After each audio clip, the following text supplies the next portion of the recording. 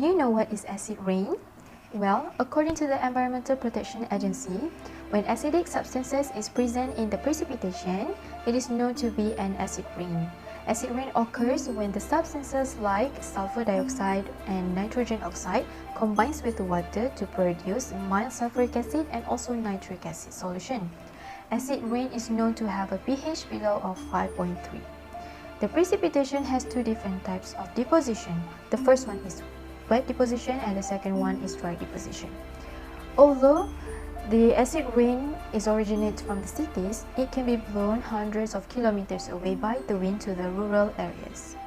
There are two different types of sources of acid rain. The first one is natural source and the second one is the anthropogenic source. Both of these sources can produce sulfur dioxide and also nitrogen oxide. Sulfur dioxide is produced from the burning of coal and also volcanic eruptions, whereas nitrogen oxide is produced from the vehicles and also lightning strikes.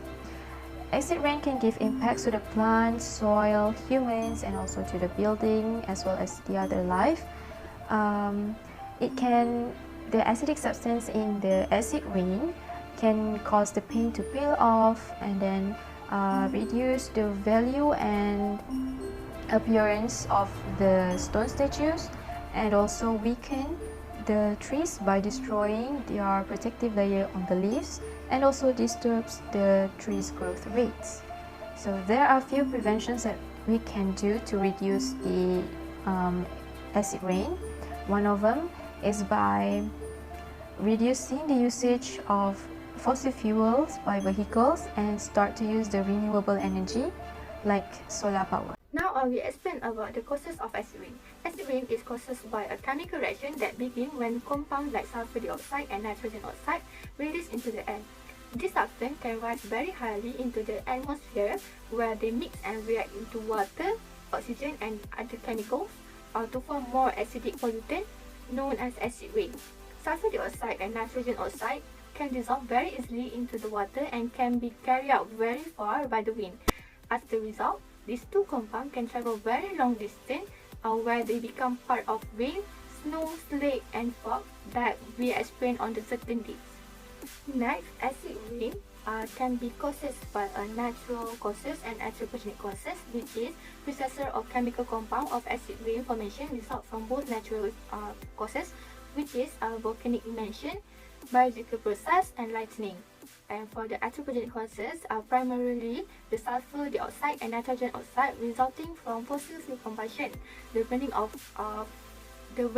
fossil fuels such as coal and oil by power production companies industry release sulfur into the air that combine with oxygen to form sulfur dioxide. Exhaust from cars cause of formation and nitrogen oxide into the air. From these gases, airborne sulfuric acid and nitric acid can be formed and be dissolved into the water vapor in the air.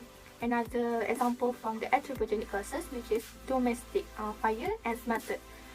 Although the acid rain gases may originate in the urban area, they are often carried 100 of miles into the atmosphere by wind into the rural areas.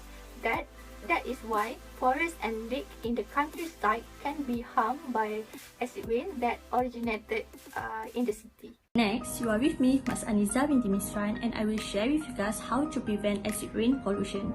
Actually, there are many ways, but today I will share about 6 of them. Firstly, the biggest step that you can take to prevent acid rain is to decrease your energy consumption. To save energy, switch off appliances when not in use. Your home's heating and cooling system is another significant energy consumer.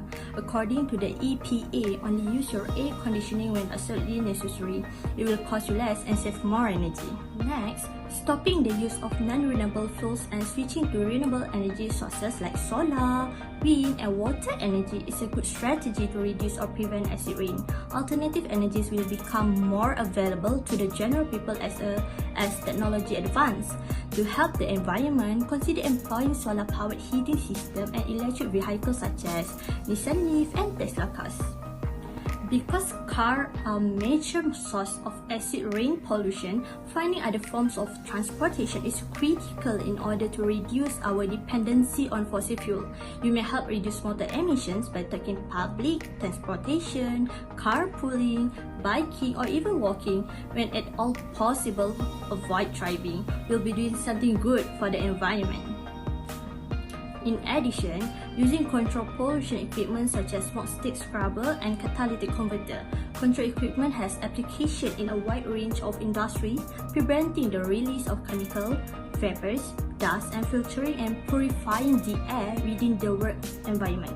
Typically, fans or blower direct industrial exhaust and emission into the air pollution control equipment and system which remove or reduce air pollutants through combustion, conversion, or collection processes. Authorities should confine the use of fertilizer and pesticides. It is because pesticide distribution by transportation emit gases, including sulfur dioxide.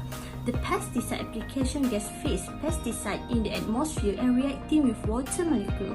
As it occurs, acid rain develops. Lastly, government must invest in the study of alternative energy sources. These resources such as sunlight, wind, rain, tides, wave, biomass, and thermal energy stored in the Earth's crust have the benefit of being available in one form or another nearly everywhere. They are virtually inexhaustible. And what is even more important, they cause little climate or environmental damage. So there are 4 recommendations to reduce acid rain, which are the first one is reducing pollution. Scientists have found different ways to reduce the amount of sulfur dioxide released from coal burning power plants. So one option is to use coal that contains less sulfur. Another option is to wash the coal to remove some of the sulfur. The power plant can also install equipment called scrubbers, which remove the sulfur dioxide from gases, leaving the smoke sticks. This is because nitrogen oxides are created in the process of burning coal and other fossil fuels. Some power plants are changing the way they burn coal. The second recommendation is Clean Air Act Amendments of 1990. The best way to reduce incidence of acid rain is to limit the amount of sulfuric dioxide and nitrous oxide that are released into the atmosphere. Since 1990, the Environmental Protection Agency has required companies that emit these two chemicals to make major reductions in the emissions. So there are stiff penalties, however, for sources that release more pollutants than their allowance cover. As of 2001, the acid rain program had reduced sulfur dioxide emissions by 33% and nitrogen oxide emission by 27%. The third one is use renewable energy sources. Besides fossil fuels, there is a wide range of alternative energy sources that can generate electrical power. These include wind energy, geothermal energy, solar energy, hydropower, and nuclear power. Harnessing these energy sources can offer effective electrical power alternative instead of using fossil fuels. Fuel cells, natural gas, and batteries can also substitute the use of fossil fuel as clean energy sources. As of today, all energy sources have environmental and economic costs as well as benefits. The only solution is using sustainable energy that can protect the future. Lastly, government regulations. Government should support renewable energies and punish fossil energy use. Thus, firms have a bigger financial incentive to enhance the process for the transition from fossil to renewable energies. This will eventually lead to a reduction in the acid rain problem. Moreover, not only industry but also private people should be rewarded if they behave in an ecologically sensible manner. For example, governments could subsidize the price for public transport in order to give people an incentive to switch from using a car to start using a train and thus save energy and stop pollution.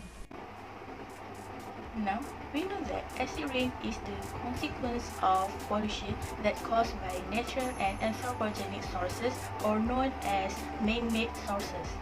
Any act of stated prevention and recommendation is crucial for us and must be done by all of us in order to have a healthy environment, such as having lots of healthy green, feel the fresh of air and water, and last but not least, by the prevention of acid rain, it can help us to maintain and sustain our colorful and strong building.